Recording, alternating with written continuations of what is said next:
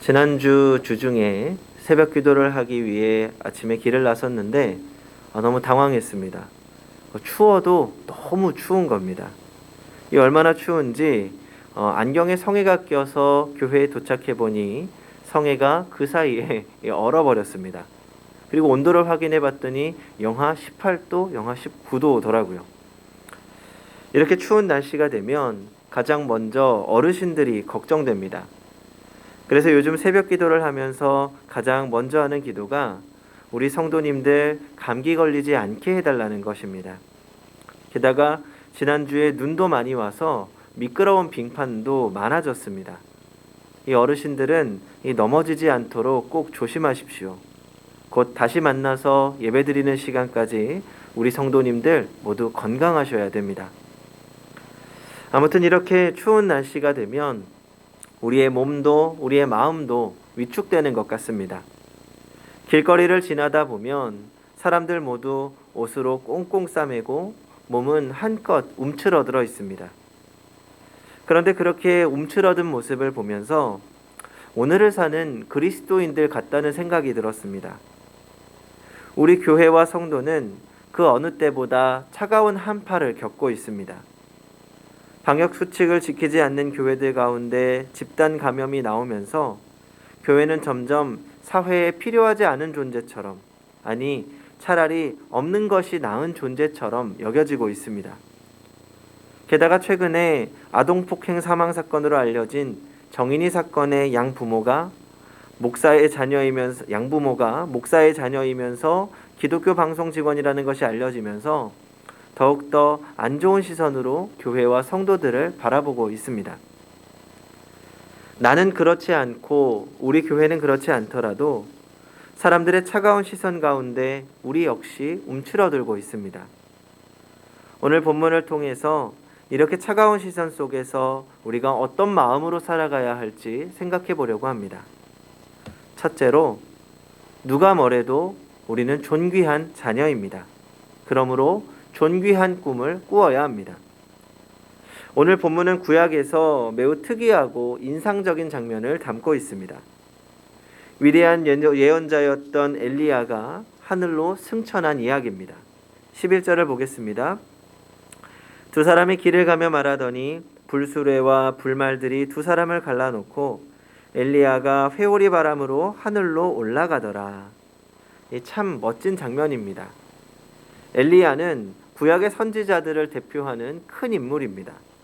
그는 예수님께서 변화산에 올라가셨을 때 모세와 함께 나타났던 분이기도 하지요.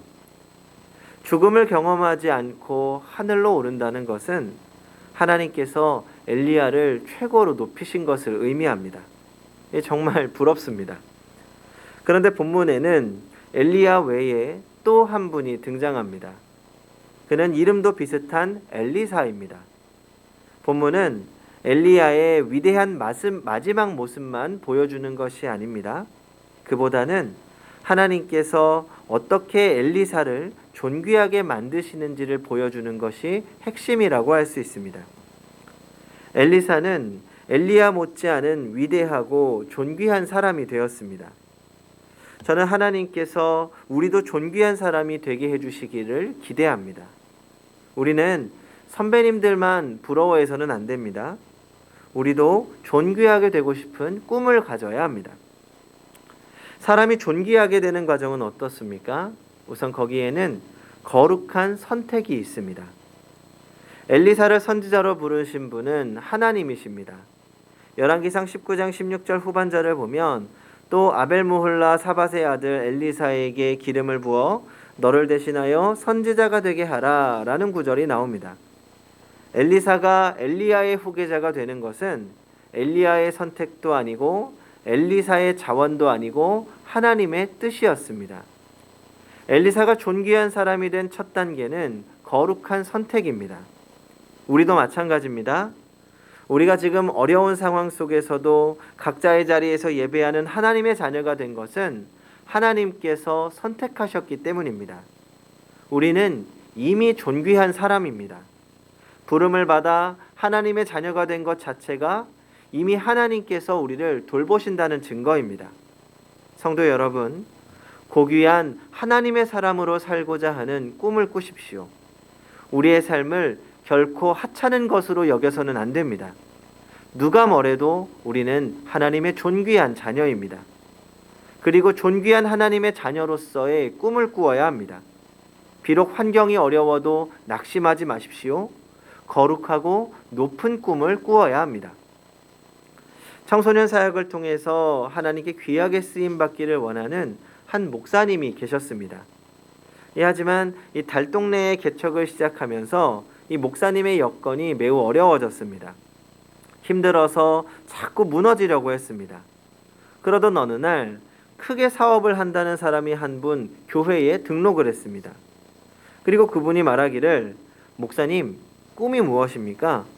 저도 세계 선교의 한 부분을 담당하고 싶습니다. 또 청소년을 지도할 전문가를 양성하는 일을 하고 싶습니다. 그 일을 위해서 미력 하나마 제가 힘껏 돕겠습니다. 우선 5억 원의 헌금을 작정하겠습니다. 이렇게 말하는 겁니다. 그때 목사님은 이분이 하나님께서 보내주신 천사구나 라고 생각합니다. 목사님의 가슴에는 꿈과 의욕이 불탔습니다. 그래, 나도 하나님 앞에서 존귀한 사람으로 쓰일 수 있다. 그렇게 다짐하면서 기도하고 또 기도했습니다. 그런데 얼마 후에 이 사업을 한다는 분이 목사님께 수출 대금을 받기 위한 조처로 돈이 필요하다고 하면서 이 돈을 좀 빌리러 왔고, 목사님은 여러 차례 여기서 빌려 꾸어 주었습니다. 하지만 그분은 돈도 제대로 갚지 않았고 작정한 헌금 5억 원 중에 단 10만 원도 하지 않았습니다. 그런데 놀라운 사실은 이미 목사님의 가슴에 생긴 거룩한 꿈은 계속 타올랐고, 그분이 헌금을 하지 않았음에도 불구하고 교회는 점점 뜨거워졌고 사역자로서의 목사님의 꿈이 이루어졌다고 합니다. 환경이 어렵고 오히려 속기까지 했지만 하나님 앞에 존귀하게 되고 싶은 꿈만 식지 않고 있다면, 우리도 귀한 사람이 될 수 있다는 믿음만 죽지 않고 붙든다면 우리 모두 하나님으로부터 귀하게 쓰이는 사람이 될 줄로 믿습니다. 사람들은 오늘을 가리켜서 꿈을 잃어버린 시대라고 말합니다. 기독교 관점에서 좀 바꾸어 보자면 비전을 잃어버린 시대라고도 할 수 있습니다. 여기에는 여러 가지 이유가 있겠지요. 꿈을 꾸기에는 현실을 버텨내는 것만으로도 너무나 힘든 세상이 되었습니다. 코로나 이전에도 그랬지만 코로나를 겪는 지금은 말 그대로 꿈을 논할 수 없는 시대입니다. 그러나 우리 성도는 늘 거룩한 꿈을 꾸어야 합니다. 하나님께서 나에게 기대하시는 것을 늘 생각해 보아야 합니다. 하나님께서 교회에게 기대하시는 것을 늘 기도해야 합니다. 하나님은 우리가 그저 현실에 이리저리 쓸려다니도록 두시지 않습니다. 오히려 어려운 시대 가운데 우리는 하나님의 거룩한 소망을 갖고 분연히 일어나야 합니다. 하나님께서 우리를 귀하게 쓰이기를 원하십니다. 그리고 우리는 하나님의 기대대로 존귀하게 사용되어질 것입니다. 둘째로, 어려운 일을 구해야 합니다. 먼저 9절의 앞부분을 보겠습니다. 건너매 엘리야가 엘리사에게 이르되 나를 내게서 데려감을 당하기 전에 내가 내게 어떻게 할지를 구하라. 이때 엘리사가 구한 것은 무엇입니까? 9절 후반부를 보면 엘리사가 이르되 당신의 성령이 하시는 역사가 갑절이나 내게 있게 하소서 하는지라. 아멘. 그는 하나님의 성령께서 스승인 엘리야를 통하여 이루신 일보다 갑절이나 자신을 통해 이루시길 구합니다. 사실 이건 대단한 기도입니다. 엘리야는 북왕국의 아합 왕 시절 온 나라가 바알수 우상을 숭배하고 또 아세라 우상을 숭배할 때 홀로 맞서 싸우며 여호와가 참신이심을 선포한 사람입니다. 갈멜산에 모인 우상의 선지자 850명과 홀로 맞서서 하늘에서 불이 내려 재물을 태우게 했던 사람이죠. 또 그가 사르밧 땅에 사는 과부의 집에 머무는 동안에 가루와 기름이 떨어지지 않았고 그의 죽은 아들을 다시 살리기도 했습니다. 물론 이 모든 일들은 엘리야가 했다기보다 하나님께서 성령을 통해 엘리야를 통해서 하신 일입니다. 그런데 엘리사는 이것보다 갑절이나 자신에게 임하기를 구한 겁니다. 이 간구는 단순하게 능력을 구하는 간구가 아닙니다. 단순하게 능력과 영감을 구한 것만이 아니라 자신이 엘리야 선지자의 뒤를 잇는 후계자가 되게 해달라는 의미도 있습니다. 당시에 선지자가 되려고 훈련받는 후보생들이 많이 있었는데 그들 중에서 자신이 엘리야의 후계자가 되게 해달라는 말이었습니다. 본래 한 가정의 맏아들은 아버지 유산을 받을 때 다른 형제보다 2배를 받게 되어 있습니다. 여기서 갑절이란 말은 그런 의미도 들어 있습니다. 그가 이것을 구할 때 엘리야 선지자가 뭐라고 말합니까? 10절을 보십시오. 이르되 내가 어려운 일을 구하는도다. 이건 어려운 일이었습니다. 왜 어려운 일일까요? 우상 숭배가 만연한 가장 차가운 시대, 가장 숨죽이고 움츠려들어야 하는 시기에 거룩한 소명에 앞장서는 일이어야 했기 때문입니다. 우리는 환경이 어려워지고 위기가 닥치면 자연스럽게 자신과 가족의 안위를 먼저 구하게 됩니다. 내가 먹을 것, 내가 입을 것을 먼저 챙기고 생각하게 됩니다. 당연한 일이지요. 그것을 가지고 뭐라고 할 수 있는 사람은 없습니다. 하지만 거기에 감동은 없습니다. 거기에서 능력이 나타나지는 않습니다. 그제 기사가 하나 나서 보았습니다. 이제 헬스 운동 유튜버 중에 핏불리 문석기라고 하는 사람이 있습니다. 이 헬스장을 운영하면서 운동법이나 영양 섭취에 대한 정보를 가르쳐주는 사람입니다. 그런데 이 코로나가 장기화되면서 헬스장을 운영하는 분들이 굉장히 어려워졌습니다. 이 문석기 씨는 그나마 유튜브 방송을 하면서 수익이 있었지만 결국 헬스장 하나를 폐업하게 되었습니다. 정말 진솔하게 열심히 하는 분이었는데 안타까웠습니다. 그런데 이 문석기 씨가 헬스장을 정리하면서 헬스장에 있던 운동기구들을 저렴하게 판매하고 소년소녀 가장들을 돕겠다고 해서 더욱 화제가 되었습니다.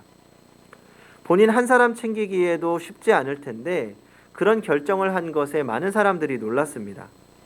그러면서 문석기 씨가 하는 말이 본인도 지금 너무나 힘들고 어렵지만 지금 추운 겨울 더 어렵고 힘든 소년소녀 가장들에게 조금이라도 도움이 되었으면 한다는 것입니다. 그리고 본인은 더욱 힘을 내고 긍정적으로 이겨낼 것이라고 해서 이 많은 사람들에게 도전과 감동을 주었습니다. 자신도 분명히 어려운 상황에서 더 어려운 사람들을 생각하며 도우려고 하는 모습에 많은 사람들이 감동받은 것입니다. 그분이 신앙이 있는지는 모르겠습니다. 보니까 교회는 안 다니는 것 같긴 한데 하지만 우리 그리스도인들 가운데 그런 마음을 가진 분들이 많아지면 좋겠다는 생각이 들었습니다. 차가운 시절 그저 움츠러드는 것이 아니라 어려운 시절 나의 안위만을 살피는 것이 아니라 하나님 나라를 꿈꾸면서 하나님 나라를 위해 적극적으로 나설 수 있는 그리스도인들이 많아지기를 기도했습니다. 그리고 그런 그리스도인들이 우리 행복한 교회에서 장로님, 권사님, 집사님, 성도님들 가운데 많이 나왔으면 좋겠습니다. 또 우리 교회 학교 자녀들 가운데 그런 삶이 정말 멋진 삶이라는 것을 깨닫고 또 그런 삶을 꿈꾸는 이들이 많아졌으면 좋겠습니다. 성도 여러분, 시시한 것을 구하면 시시한 사람이 됩니다. 소소한 것에 마음을 쓰면 작아지게 됩니다. 그러나 큰 것을 보면 큰 사람이 됩니다.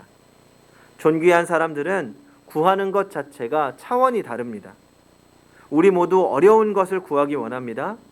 시시하게 우리 힘으로 해결할 수 있는 것을 구하지 말고 우리 힘으로 구할 수 없는 것을 구해야 합니다. 그러므로 큰 일을 구하십시오. 영적인 일을 구하십시오. 하늘의 일을 구하시기 바랍니다. 우리가 큰 일, 하늘의 일을 구해야 할 분명한 이유가 있습니다. 그것은 단지 우리는 이 세상에서 생존하는 것만을 목적으로 하지 않기 때문입니다. 우리의 목표는 단지 숨쉬며 사는 것 아닙니다. 우리는 하나님의 사람이 되어야 합니다. 하나님의 나라를 위해서 살아야 합니다. 한 걸음 더 나아가 그리스도와 하나 되어 살아가야 합니다. 토마스 아켄피스의 그리스도를 본받아라고 하는 고전 책을 보면 다음과 같은 글이 나옵니다. 예수님과 그의 나라를 사모하는 사람은 많이 있지만 그의 십자가를 지는 사람은 매우 적다. 주님의 위로를 원하는 사람은 많이 있지만 그와 함께 고난을 받으려는 사람은 매우 적다. 주님과 함께 잔치에 참여하고자 하는 사람은 많이 있지만 그와 함께 금식에 참여하려는 사람은 매우 적다. 주님과 함께 떡을 나누기 원하는 사람은 많이 있지만 그와 함께 고난의 잔을 마시기 원하는 사람은 매우 적다.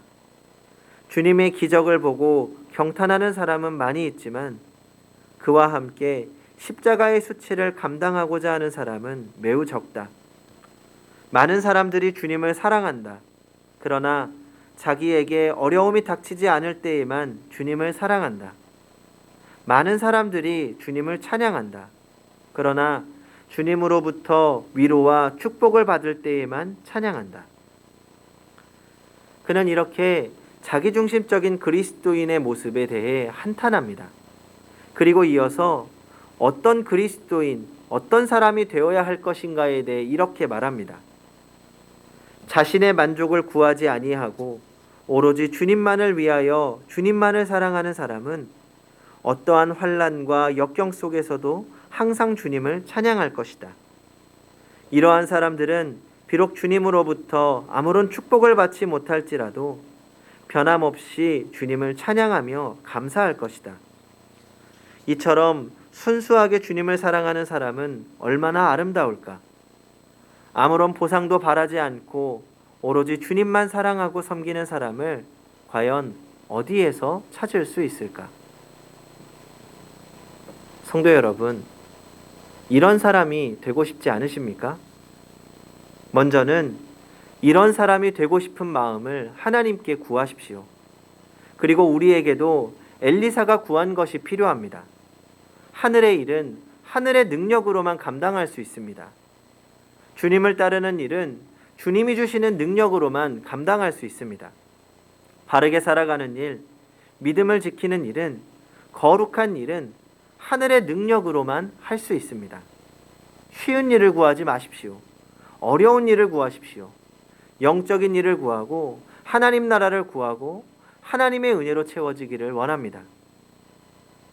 그렇다면 우리는 어떻게 엘리사처럼 추운 시대에도 움츠러들지 않고 어려운 일을 구하며 그리스도와 하나 되어 살아갈 수 있을까요? 거기에는 조건이 있습니다. 엘리사가 구했을 때 엘리야가 대답한 것을 다시 한번 보겠습니다. 10절을 읽어보겠습니다.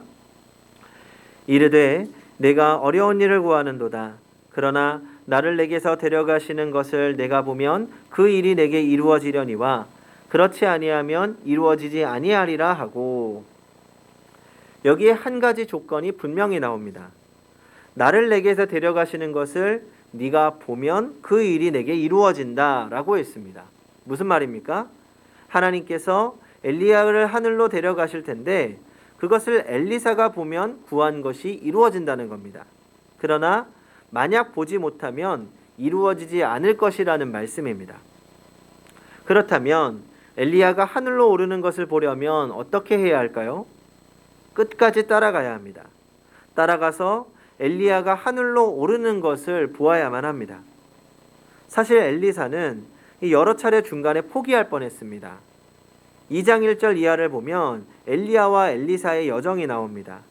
그들이 처음 출발한 곳은 길갈이었습니다. 거기서 엘리야는 엘리사에게 따라오지 말고 길갈에 머물라고 합니다. 만약 이때 엘리사가 길갈에 그대로 남아 있었다면 어떻게 되었을까요?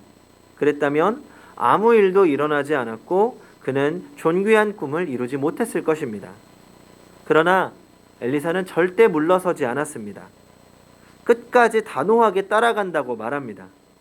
열왕기하 2장 1절과 2절을 보면 이렇습니다.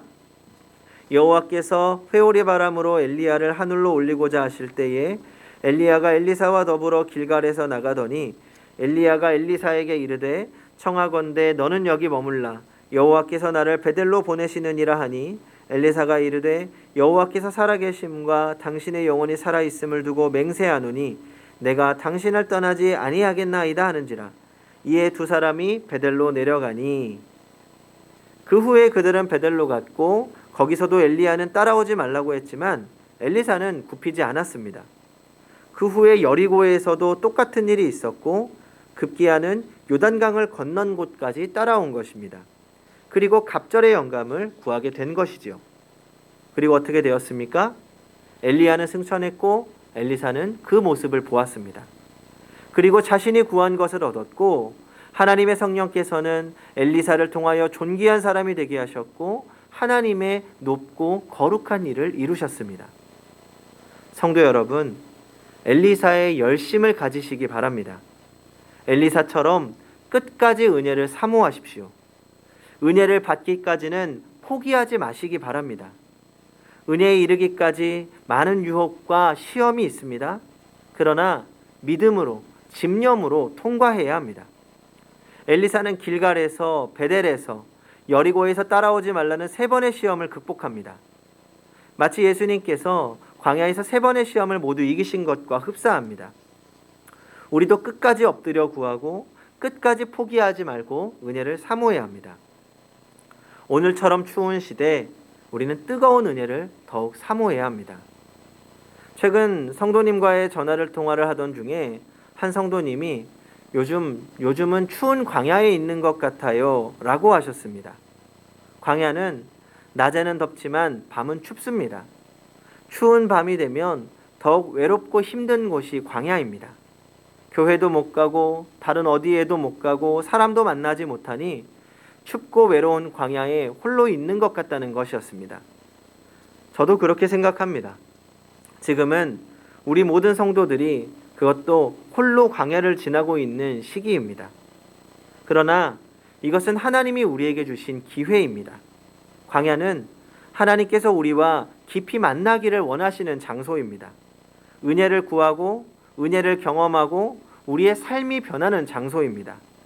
이 시간을 통하여 우리는 더욱 존귀한 꿈을 꾸게 될 것이고 어려운 일을 구하여 우리를 통하여 하나님이 이루시는 것을 보게 될 것입니다. 성도 여러분, 오늘 우리에게 주어진 기회를 놓치지 마십시오. 어려운 일을 구하고 은혜를 구하십시오. 간절히 사모하고 그 은혜를 반드시 붙잡으십시오. 그리고 그 은혜를 나누고 하나님 나라를 이루시기 바랍니다. 그렇게 하나님이 택하신 존귀한 사람으로서 추운 세상을 더욱 따뜻하게 하는 성도님들이 되시기 바랍니다. 기도하겠습니다.